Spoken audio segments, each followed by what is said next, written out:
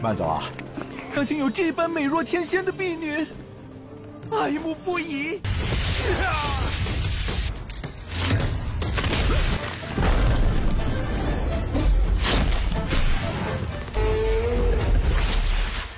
但能认出我的功法和鸿蒙神剑。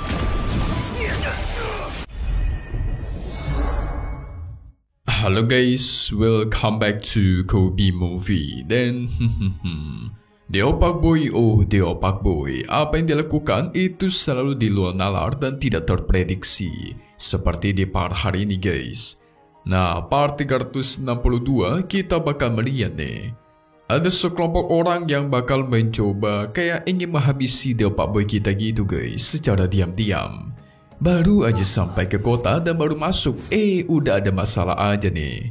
Siapakah orang-orang yang berani cari masalah ke Deopak Boy kita? Berani sekali mereka ya.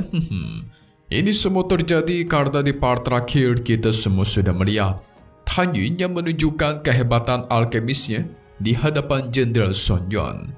Dalam waktu singkat bahkan tanpa perlu lihat, Han Yun bisa membuat pil abadi kelas atas. Hebat sekali. Dengan begitu dia diperbolehkan memasuki kota.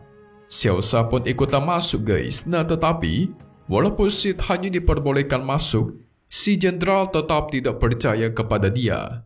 Karena melihat kemampuan Han Yun yang sehebat itu, kenapa dia bisa masuk ke kota kecil seperti ini ya? Ya menurut Jenderal Hao Kong, pasti si Han Yun memiliki agenda tersembunyi. Dan dia bakal bermasalah dengan asosiasi alkemis yang ada di sana. Kita lihat saja nanti. Cuma sih katanya lagi ada perang melawan kota lain yang melibatkan jutaan tentara. Apakah perangnya bakal melibatkan kota ini juga sampaikah ataukah tidak? So maka dari itu kita masuk ke intro ya guys ya.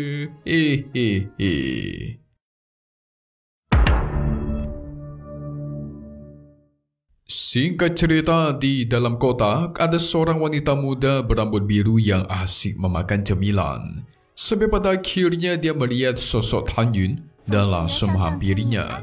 Yang ternyata dia adalah pelayan kiriman dari Jenderal Sun Yuan untuk melayani si Han Yun. Namanya adalah Xiao Cui. 慢走啊！ Nah, ini si Xiao Sha nih guys, langsung terpesona ketika melihat sosoknya Xiao Cui. Wow, ada pembantu secantik ini, kata dia sambil dimabuk cinta gitu guys. Xiao Sha ini agak gila nih, masa baru ketemu langsung bertanya umurnya berapa guys, karena mau dia nikahin. Ya auto dicuekin lah ya sama si Xiao Cui ya kan. Dia terus bertanya ke sana kemari sampai Xiao Cui merasa risih, menutup mulutnya menggunakan jarinya. 相信有这般美若天仙的婢女。 Sebelum selesai, saking gilanya dia sampai bersujud dan memberikan bunga mawar merah, mengaku sudah cinta dari pandangan pertama. 爱慕不已。 Xiao Cui memukulnya dan mengancam akan mengusir dia dari kota kalau terus berulah. Sampai-sampai Han Yun menjewer dia biar dia paham guys. Ini Xiao Sha kayak bocah nih. Xiao Cui mulai menceritakan soal kota ini, tapi belum juga mulai cerita udah digoda-goda lagi sama si Xiao Sha. 城的情况，轩辕仙 这姑娘，Sampai-sampai si Han Yun menyihir dia dan membuat dia tidak bisa ngomong guys. Jadi apa yang dia omongkan itu gak ada yang keluar dan mulutnya gak ada suara gitu. Jadi orang bisu kan. 人未经允许擅闯内城，分内城和外城。 心疼的。了，我可不忍心看你累着。 Pada intinya kota Sonyan ini sebenarnya adalah kota yang tertutup. Jadi orang luar kalau mau masuk tanpa izin bakal dieksekusi karena dianggap melanggar aturan. Dan sampailah mereka ke tempat penginapannya Han Yun. 多谢。这里就是二位的住处啦。今后 Xiao Sha berteriak akan mencari Xiao Cui lagi di masa depan. Tapi Xiao Cui balas, kalau kau tidak takut mati, maka silakan coba saja. Dan dia pun pergi. Ada Xiao Sha terlalu percaya diri, mengira kalau udah disukai gitu guys. Dia bertanya-tanya kenapa bos Han Yun tidak melanjutkan kultivasi. 我一定会去找你的。 Karena bisa dibilang energi peri di kota ini sungguh melimpah. Tan Yun merasa tidak terburu-buru. Walaupun sudah masuk ke kota, kita tetap harus waspada. Butuh sedikit kekayaan dan jabatan barulah kita bisa mengasingkan diri dengan damai. Maksudnya Tan Yun adalah masih ada musuh yang mengincar mereka guys. Walaupun sudah di dalam kota. Jadi untuk sekarang tidak bisa mengasingkan diri terlebih dahulu. Dan benar aja. Malam harinya tiba-tiba muncullah kelompok orang berbaju merah yang membawa senjata dan menyuruh Tan Yun untuk mengikuti mereka. Jadi mereka ini berasal dari Mansion Xiahou. Di kota ini mereka salah satu klan yang cukup terkenal. Kalau tidak mau patuh, maka harus siap dihabisi katanya. Dewa Pak Boy kita hanya bersantai sambil minum teh. Dan mengatain kalian itu cumalah sekelompok orang bodoh. Merasa tersinggung mereka pun langsung menyerang guys. Tapi semuanya hanya pentalkan hanya dengan satu hentakan kekuatan petir. Tentu selain kelompok lemah ini, masih ada orang kuat yang menunggu di luar, yaitu seniornya alias kakak keduanya. Sang senior melihat para bawahannya dihabisi, tentu dia murka guys. Berani sekali kau menghabisi orang-orang dari Mansion Xiahou ku ya? Padahal kan mereka duluan yang boleh menyerang guys. Membela diri kok malah disalahkan ya. Hanya tidak kasih ampun. Adiknya dia habisi di hadapannya dengan serangan petir. Membuat sang kakak pun marah besar guys. Nah jadi alasan kelompok ini menyerang Tan Yun karena sebenarnya mereka pengen menjadikan Tan Yun sebagai alkemis klan mereka. Tetapi cara mereka itu secara paksa gitu guys. Membuat Tan Yun tidak senang dan malah menghina-hina balik mereka para keroco. Dan ya akhirnya jadi seperti ini. Sang senior tidak akan membiarkan klan Xiahou-nya mendapatkan alkemis seperti Tan Yun yang sangat arogan dan tidak bisa dikendalikan. Dia pun mengumpulkan kekuatan dan memanggil sosok naga merah raksasa yang sangat kuat. Sekali serang aja mansion di sana itu langsung hancur. Tapi percuma guys. Ya Dewa Pak Boy kita jauh lebih cepat daripada naga ini.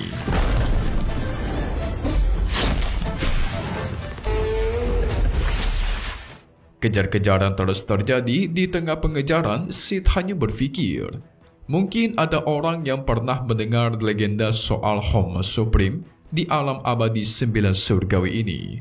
Tetapi mungkin juga yang mengetahui ilmu pedang Hongmeng itu tidak banyak. Jadi dia masih bisa menggunakan ilmu pedang Hongmeng untuk menghabisi para keroco.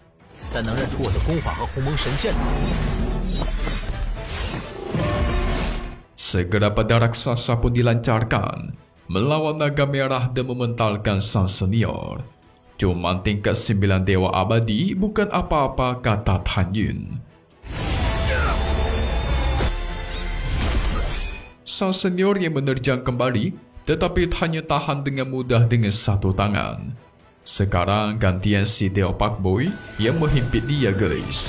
Adu tinju tentu jauh lebih kuat si Tan Yun. Merasa sudah kalah telak dan tidak bisa melawan, sang senior pun memohon ampun agar tidak dibantai habis. Xiao Shan muncul-muncul langsung joget sana sini guys. Memuji kehebatan bosnya Tan Yun. Sungguh hebat dan pantas dikagumi ya. Oke, sedikit penjelasan buat kalian. Lebih detail kenapa ini semua bisa terjadi. Nah singkatnya seperti ini guys. Berita soal Tan Yun yang seorang master alkemis tingkat tinggi itu pasti sudah tersebar ke seluruh kota.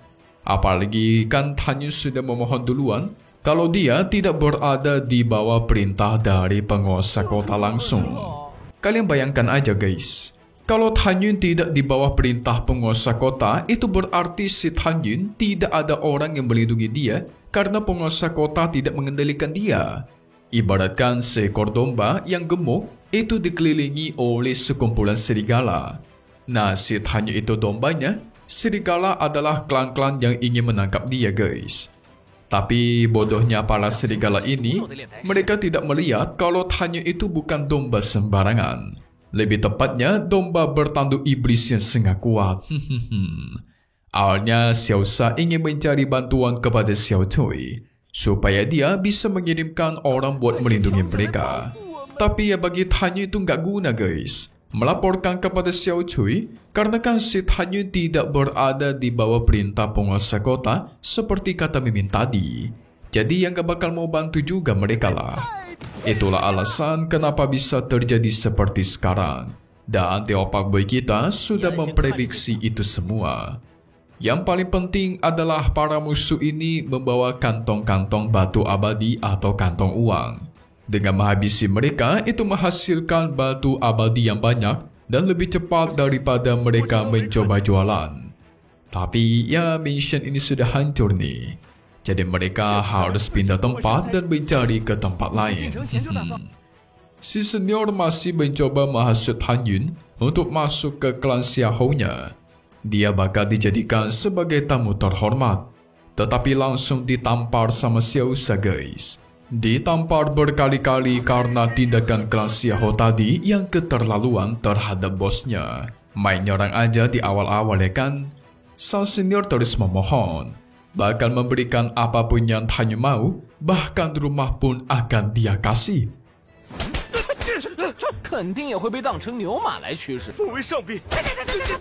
Asalkan Tan Yun membiarkan dia hidup. Tapi Tan Yun gak mau. Dia merasa sudah cukup mendapatkan banyak uang hari ini. Sempat diancam kalau klan Xiaohou isinya itu orang-orang kuat dan memiliki banyak prajurit abadi. Ya, si Tan Yun sih gak peduli ya. Langsung dia batai habis dengan pecahan gelas guys. Teo Pak Boy malah menunggu sampai mereka datang untuk membalaskan dendam. Sini. Kalian datang dan ku habisi. Biarkan aku menghasilkan lebih banyak uang nanti. Ya juga ya. Coba bayangkan kalau musuh membawa 100 prajurit datang yang kroco-kroco dan lemah untuk melawan Tan Yun. Ya kalau Tan Yun menghabisi mereka semua, kan mereka pasti membawa yang namanya kantong uang. Semuanya dikumpulkan, wow, auto kaya raya dah tu, hehe. Apakah Tan Yun bakal masuk ke salah satu klan di sana? Kalaupun iya, gimana cara mereka menghasut Tan Yun untuk masuk ke klan mereka ya guys? Langsung saja buat part 363 ni Tian Zhezun. Spoiler di hari Jumat lagi. Oke, nanti kita semua bakal melihat si Tan Yun bakal dihampiri oleh salah satu keluarga besar di sana. Mereka datang menemui Tan Yun karena mendengar dia adalah seorang master alkemis tingkat tinggi. Jadi datang pengen membahas beberapa hal gitu guys. Si putri klan tanpa basa-basi langsung menuduh kalau Tan Yun sudah bekerja sama dengan Jenderal Xuan Yuan. Karena Tan Yun masuk dengan cara memberikan pil-pil abadi kelas atas kepada sang jenderal. Loh. Tan Yun kan mau masuk kota Xuan Yuan, yang mau gak mau harus menuruti itulah. Sepertinya ada keluarga yang mengira kalau Tan Yun ini jahat nih. Ya kita lihat saja nanti ya guys ya. Gimana cara Teo Pak Boy kita mengatasi mereka semua ini yang salah paham nih. So selesai dulu buat part 362 ni Tian Zhezun. Against the Sky Supreme bakal update lagi di hari Jumat sesuai kata Mimin ya guys ya. Satu hal yang pasti cuman di sini, Kobe Movie. Thank you buat kalian semua nonton dan selalu support channel Mimin. Semoga kalian semua sehat selalu. Mimin pamit undur diri dulu. Kita bakal ketemu lagi di video-video selanjutnya. Oke kalau gitu, see you guys.